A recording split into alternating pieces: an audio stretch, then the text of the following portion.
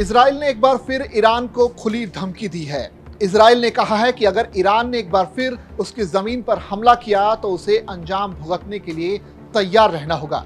Israeli सैन्य प्रमुख lieutenant general Herzi Halevi ने कहा कि यदि ईरान ने इजराइल पर एक और मिसाइल हमला करने की गलती की तो इजरायली सेना उस पर जोरदार हमला करेगी। लेफ्टिनेंट जनरल हर्जी हलेवी ने कहा कि ईरान की ओर से अगर एक मिसाइल हमला होता है तो इजराइल उस ताकत का उपयोग करेगा जो अब तक उसने ईरान के खिलाफ कभी नहीं की।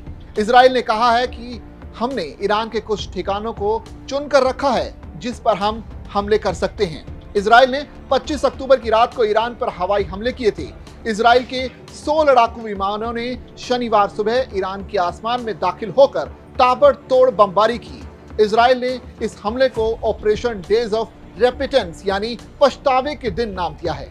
इस हमले के बाद इजराइल ने ईरान को चेतावनी दी थी कि अगर दोबारा ईरान की ओर से हमले हुए तो अंजाम काफी बुरा होगा। इजराइल की ओर से किए गए मिसाइल हमलों के बाद अमेरिकी रक्षा सचिव लॉयड जे ऑस्टिन ने चेतावनी देते हुए कहा कि ईरान को इजराइल के हमलों का जवाब देने की गलती नहीं करनी चाहिए। इससे दोनों देशों के बीच तनाव और बढ़ेगा। इससे पहले 1 अक्टूबर को ईरान ने इजराइल पर मिसाइल हमले किए थे। ईरान ने इजराइल पर 180 से ज्यादा मिसाइलें दागी थी। ज्यादातर मिसाइलों को इजराइल के डिफेंस सिस्टम ने नष्ट कर दिया था। इसके बाद इजराइल ने ईरान को अंजाम भुगतने की चेतावनी दी थी। इजराइल और ईरान के बीच बढ़ते संघर्ष को लेकर भारत भी चिंतित है।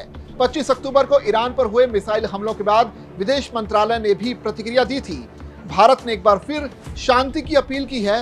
विदेश मंत्रालय ने कहा था कि इस शत्रुता से किसी को भी फायदा नहीं होगा।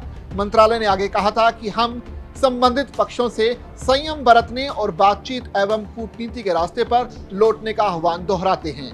निर्दोष बंधकों और नागरिकों को भी नुकसान उठाना पड़ रहा है। हमारे मिशन भारतीय समुदाय के संपर्क में हैं।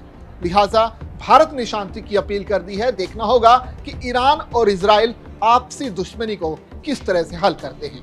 The United States did not participate in this military operation.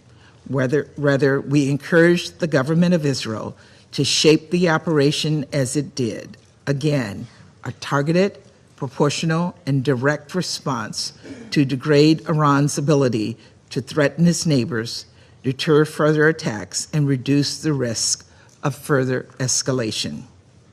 Today, the United States' message for Israel remains clear. We will always help secure its people and territory from Iran and its terrorist proxies and partners.